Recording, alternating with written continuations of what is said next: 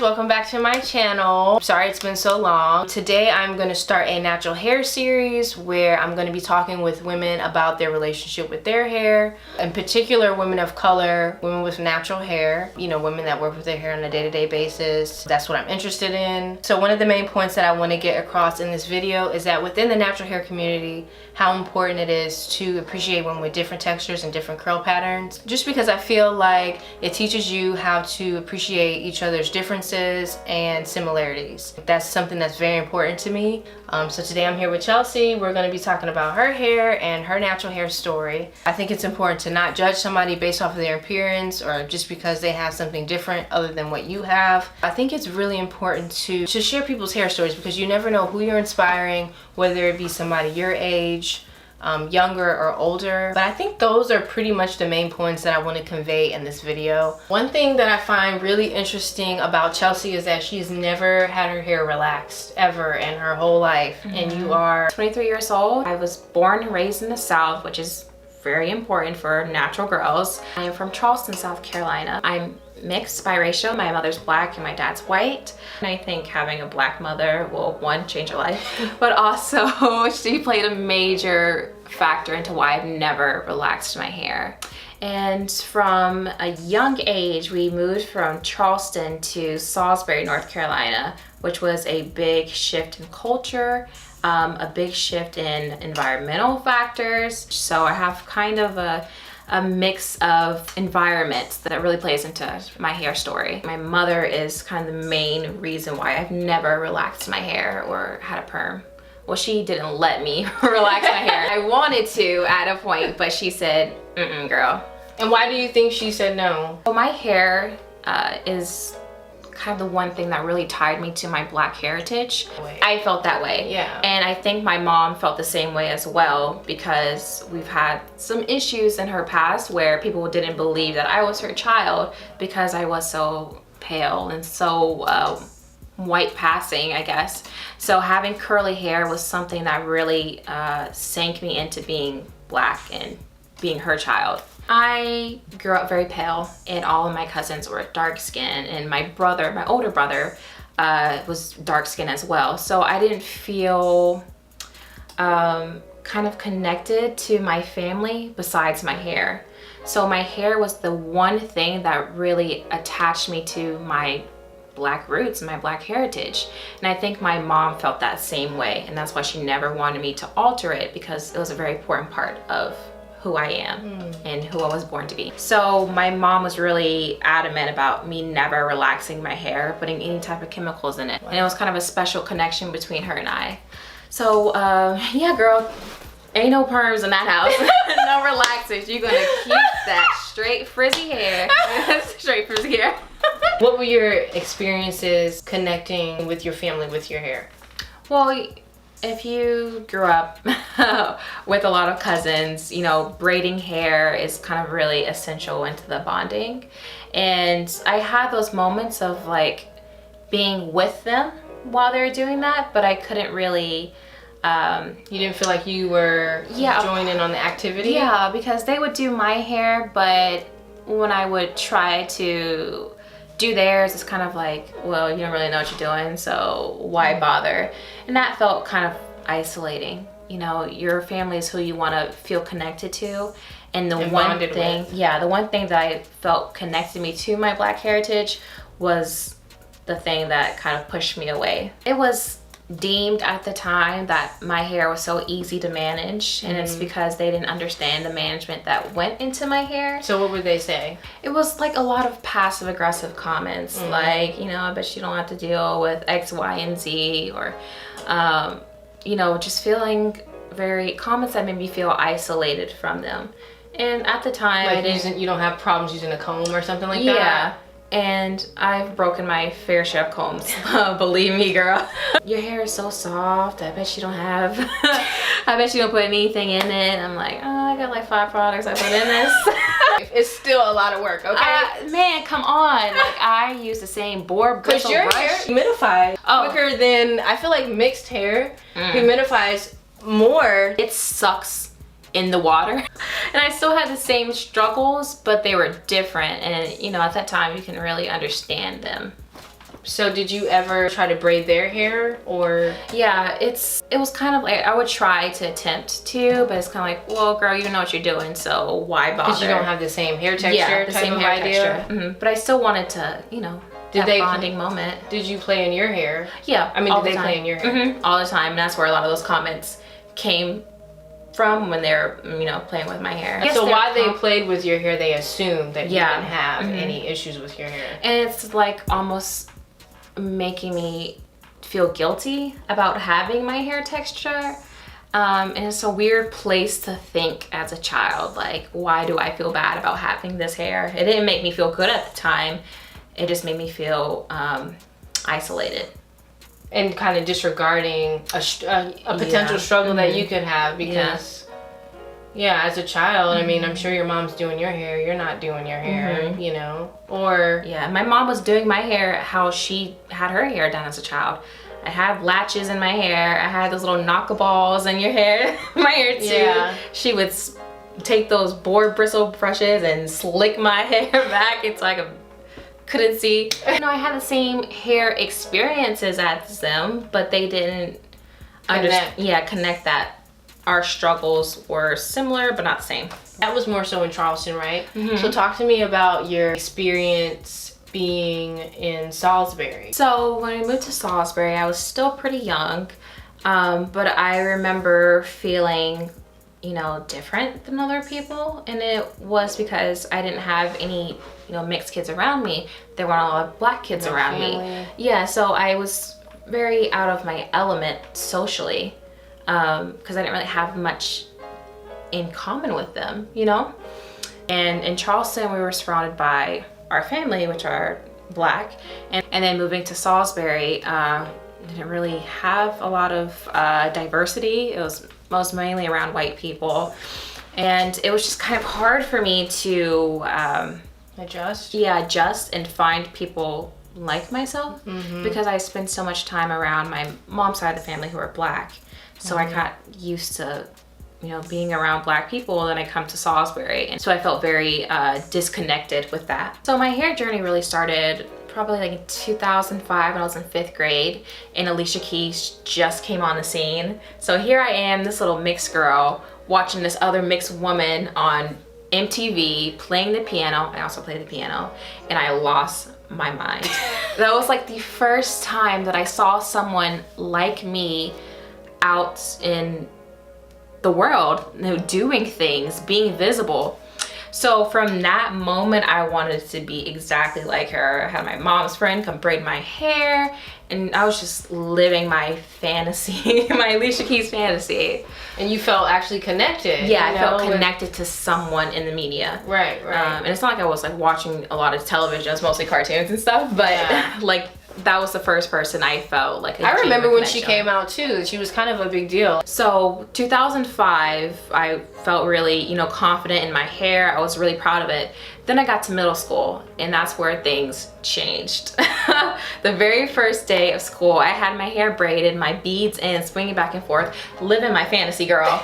And those kids were not having it. They were not eating it up like I thought that they were going to. So what happened? They were making fun of me, saying that my hair was too loud, it was obnoxious, like telling the teachers. And like, in this school, telling the teachers? yeah, the kids that were in my class, and I had a predominantly white class, so they were really taken aback by, one, the style itself, but two, me wearing that style.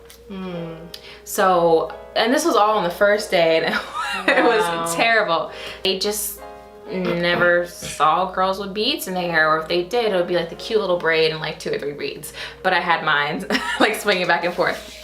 So I was so embarrassed, actually mortified, that I went home and I took all those braids out, and till this day, I've never had my hair braided like that again. Just because of that experience. Wow. Yeah. From that experience, did you ever feel the need for your hair to fit in at all? Yeah, I became really self-conscious and really aware how different my hair was, and that made me want the total opposite of what my hair was naturally doing. So whenever I had my hair up, I would slick it back, no frizz, no loose ends out. I didn't want anyone to see it.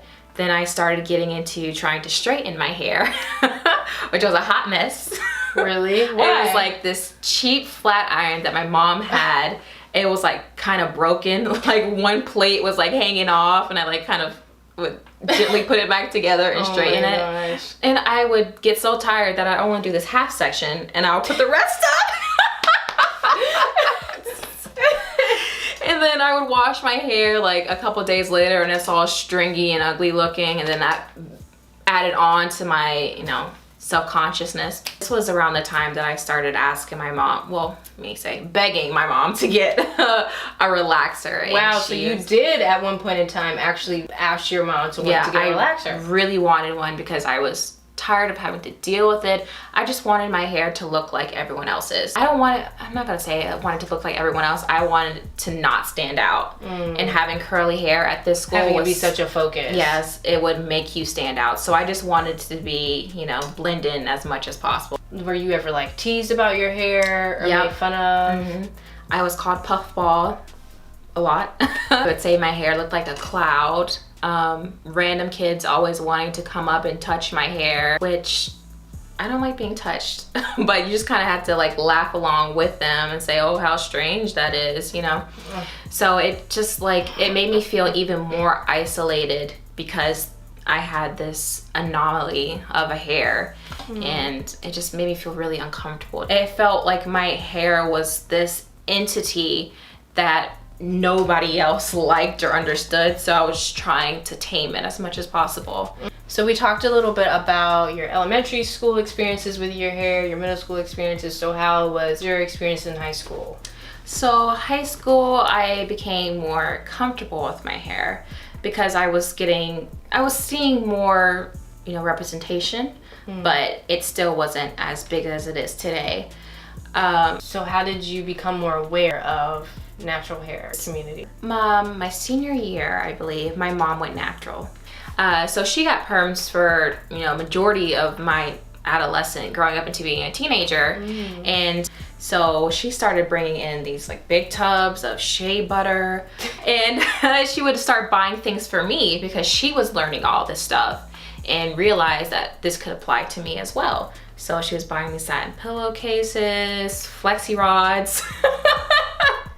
And she and I would like whip up these little concoctions and try it on our hair and see how it works. So you had bonding hair experiences with your mom? Yeah, with our natural hair. And it was fun, like science experiments and stuff like that. And she was always making things in the kitchen, watching YouTube videos. From her, you know, bringing things in and kind of educating me, I discovered the hair community and its growth. Expansion. That was kind of like my realization that there was this community out there about women talking about, you know, what's good for your hair, you know. And that's how I figured out a lot of the key things that you need to know about having, you know, curly hair, you know. I started twisting my hair, the silk pillowcases like I mentioned, microfiber towels, you know, things like that. And it made me realize, okay, well, you can have a loving relationship with your hair. It doesn't have to be like this trying to change constant, it. Tug and pull with your hair, trying to alter it and trying to change it. So high school was probably the time where I began to accept it and, you know, take care of my hair. And that was my first introduction into like realizing that, yo, there's women out there who struggled like you. There's a community out there and like there's a sense of belonging, togetherness, that these girls have had the same struggles that you have. Right. And we're all like learning together. And Well, I've got my iPad here just with all my questions on it, just in case you guys are wondering what I'm looking at when I'm looking down and up asking questions. That's what I'm looking at. Ever been relaxed all your life? So what's something that has kept you do whatever you want to do with your hair? Yeah. So what's something that has made you continue to stay natural, embrace your hair and not relax? Do you wear wigs? Do you wear weaves? Well, I don't. Look, I'm lazy. My entire hairstyles is based around convenience. So I don't want to get perms or get relaxer because I wouldn't know how to manage it. I've had my entire life being a curly girl. So you know how to deal with it. I know. You know what comes with it. Yeah, I know when she needs some little TLC. I know when to go get a trim. You know, I'm comfortable with my curly hair. And when I do have straight hair, I feel really like, who am I? Because you're used to working with your natural hair. Yeah. Used to it being a certain way. Do you have any natural hair inspirations? I don't really have any inspirations. I feel really content with my hair as it is now. I don't have any moments where I'm wishing for another texture or wishing for it to be different or look different. It took me a long time to get to this point of, you know, happy with what I've got. What is your hair porosity? Again, lazy. I have no idea. I'm really new to the movement of like acceptance of what you naturally have. I'm really new to that, even though I've been natural my entire life. The information that came behind this movement is something I'm really like lost in. Right. Yeah, but I think those things are important though. Even though I don't really subscribe to it, I think women who have a difficult time finding things for their hair type, this is something that they really need. So I would say that you are probably in the 2, you're like a 2, because like a 1 is more of like really straight hair. And then I would put you in like a 2, ending 2C or D. Y'all, she's a 2C. So do you believe in those classifications? You pretty much just answered that. You do? Yeah, for sure. Yeah, I mean, I'm really lucky to have this hair community. They need these classifications to really focus on what that they need, the products that they need, the YouTubers that have their hair texture and hair type. They can look at their videos and see what works for them. So I think this stuff is definitely really important for women with textured hair. What is your go-to style? A bun. Really? Yeah, it's just easy. I get it out my face, out the way. You know, in the humidity, my hair is always like kind of slapping me in the eye and getting my lip gloss, you know? So if I can get it up and out the way, then that's like, you know, my go-to. Yeah, and backtracking a little bit, my frizzy hair was such a point of contention in my life that was like such an issue for me because I couldn't find anything to help control it. Like you would go into the store, now this was like, you know, early 2000s. So I would go into a store and there wasn't a market for, you know, curly haired girls. You would have your bottle of pink lotion, your box of Just For Me perm.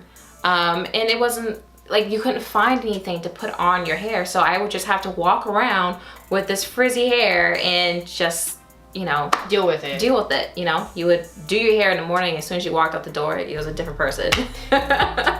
Come home a whole nother identity. Yes, so, you know, ponytails was the go-to. But when I'm kind of taking care of my hair a little more, I like to twist it, and I'll do two strand twists, and I'll put it up and have it be out the way for a couple weeks. And so you do know how to braid. Like 2 strand twist is technically a braid, but you don't know. Is it like cornrows that you don't know how to do? Yeah, I don't know how to do anything. Cornrow or the 3? Yeah. You don't know how to do 3 braids? Yeah, I know how to do 3 braids. Okay. But down, I can't do it like to my scalp. Yeah. Got you. Got you. Yeah. Which a lot of women struggle with cornrow, but I learned how to cornrow at a young age, and I'm not the best, but I think I'm pretty good. Do you visit a stylist ever? If I need to get it like trimmed or something, I'll do that because I'm terrified of like cutting your own hair. Cutting my own hair, yeah. I mean, I'll do some like every now and then if I see this getting kind of scraggly, and I'll cut it. But yeah, I'll go to maybe a stylist once every 2 years. It looks good. I love the length. Thank you. Yeah, it looks good. It looks like you take care of your hair. Surprising that you wear in buns, but they do say the more low maintenance you are with your hair, the better it flourishes. So, and I'm very low maintenance. What are your favorite products? I really love Camille Rose products. Support Black businesses. They can get a little pricey, so when I'm trying to save them coins, I go to Cantu's Natural line. They're affordable. They work really well with my hair. They're lightweight. I don't like anything heavy on my hair, so you probably, if you don't like heavy stuff, you feel like it weighs your hair down. Do you feel that way? It weighs your hair down? And I don't, yeah, it weighs my hair down, and also In like that I have. aspect, she probably has low porosity hair. If it weighs her hair down. Usually people with that don't like a lot of product and their hair's weighed down heavy by a product, it means they have low porosity. But that's just, it's not definite. But they do have like low porosity tests that you can do with a glass of water. They're all on YouTube. But that was just a side note. But go ahead, what were you saying? I never knew that. Yeah. Learning things. Yeah. Yeah, I don't like anything too heavy on my hair because it does weigh it down. And also, I know I have volume, but my hair is pretty thin, actually. So if I'm putting It doesn't look thin. Frizz. Frizz is your friend, girls. Right, Frizz is your friend. 2018, Frizz is your friend. Yeah. That needs to be a trend, okay? Yeah, so my hair is kind of thin, so I don't like putting a lot of products on it because I have to wash it more frequently because it gets like pretty grimy looking after a while. So I try to keep it as low maintenance as possible. I don't put a lot of things in it because my hair flourishes better that way, at least in my opinion. And you probably like the look better too. Yeah. Is there something you'd like to see the natural hair community do, or is there something that you think we need, or what would you like to see within the natural hair community? I think as a person who doesn't like a lot of things in their hair and who is comfortable with frizz and, you know, its natural state, I want to see more of that. Your hair just in its natural state, no products, no nothing, just letting it do its own thing without, you know. Yeah, let it be. That's my frizz is your friends and let it be. No edge control. Yep, no edge control. I don't really like believe in edge control. I know it's cute, but you know, let your edges breathe. Let them be. Right. And I think it's cute, your little tiny little baby hairs poking out. I think that's adorable. That's a huge thing right now. A lot of people aren't using edge control, but you putting all that stuff on your edges can clog your follicles, especially if you're not washing every day, you know, washing that area every day. But I think that that's important too, for sure. Less product. What is your relationship like with your hair now? Comfortable. I don't really mind it when it looks kind of crazy and wild. I think effortless is like in right now. Just the effortless look. Yeah, really content with it. I don't have like this negative relationship with it. I don't feel like it's an extension of me. It's like a part of me. You know, being younger, I felt like it was this animal that needs to be tamed all the time. And now it's just a part of me, and I just, you know, love it. That makes me want to cry. So I hope you guys learned something. I'm going to go ahead and leave her social media handles in the description bar down below if you guys want to keep up with her and her hair journey thus far. If you guys have any questions, you can leave them down below too. So yeah, I will be coming out with additional videos to add to this natural hair series. So please subscribe if you want to continue to watch, and I will see you guys later.